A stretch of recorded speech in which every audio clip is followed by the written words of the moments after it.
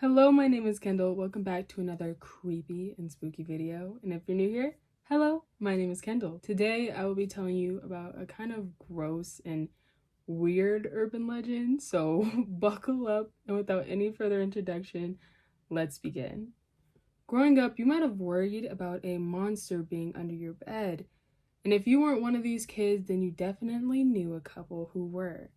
Usually, if you told your parents about it, they would kind of brush it off and maybe even check under the bed just to ease their kids' nerves. But what if there really was a monster under your bed?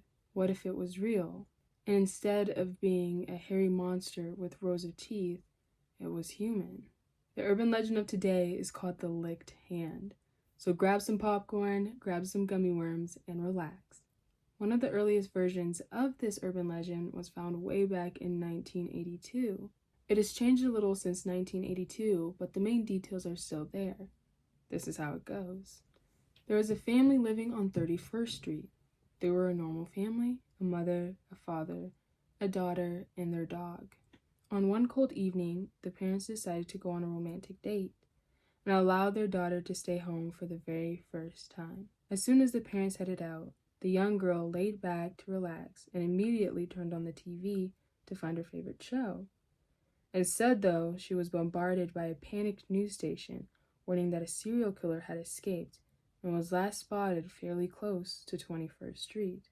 Even though she wasn't initially concerned, she still made sure that she locked all the doors and all the windows, except she forgot to lock the basement window. As the night went on, she became more and more unsettled. The news replayed in her mind in everything that she did: eating, watching shows, brushing her teeth. No matter what it was, she was thinking about the man on the loose. Before long, she was ready for bed. So before she went to sleep, she brought her dog into the room with her and let him sleep under her bed. She woke up in the middle of the night from repeated dripping sounds coming from the bathroom. The dripping noise frightened her, but she was too scared to get out of bed and find out what it was.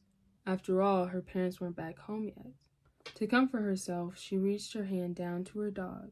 She felt the dog start licking her hand and felt much better. The next morning she woke up. She went to the bathroom to get ready for the day, only to find her dog, dead and mutilated, hanging on the shower. And on the shower walls, written in her dog's blood, said, "Humans can lick too." Alright, if you feel a little bit grossed out by that story, it's okay. I feel a little grossed out too. It's really sad that her dog was hurt, but also it makes you feel really paranoid because somebody was under her bed. The man was probably trying to avoid the cops and was going house to house until he found the one open window. Fortunately, she wasn't harmed, but she wasn't harmed physically, I guess. That is definitely a lot of emotional distress. Something this story reminds me of are those little stories that parents tell their young children to make sure they're being careful and cautious. It's like, lock all the windows and lock all the doors, or else some man's gonna lick your hand in the middle of the night and your dog's gonna be killed. But like, talk about emotional damage, emotionally scarred. Now, like I mentioned before, there are a couple variations of this story. So sometimes the woman, instead of being a young girl, is much older, or sometimes she's even married. But the common thing about all of these variations is that she's alone. Now, besides the obvious disturbing nature of this legend, what really creeps me out are like the small details and what actually happened to the dog and when. I have a couple theories about this. Theory 1. The tap dripping in the middle of the night could have been a purposeful decision made by the killer in order to lure the girl out of her bed for some reason or another. When this failed and she remained in her bed despite being awoken, he chose to take the dog instead. Or, theory 2. The dripping sounds in the middle of the night may have not been water. Initially, when I was going through this legend, I assumed that the dog was killed between the time where she initially woke up and when her hand was licked. But I didn't think the dog was actually hanging up on the shower yet. I just thought he was dead and the killer still had to finish the job. But looking at it now, in actuality, the dripping sounds could have been the dog's blood falling onto the cold, hard ground.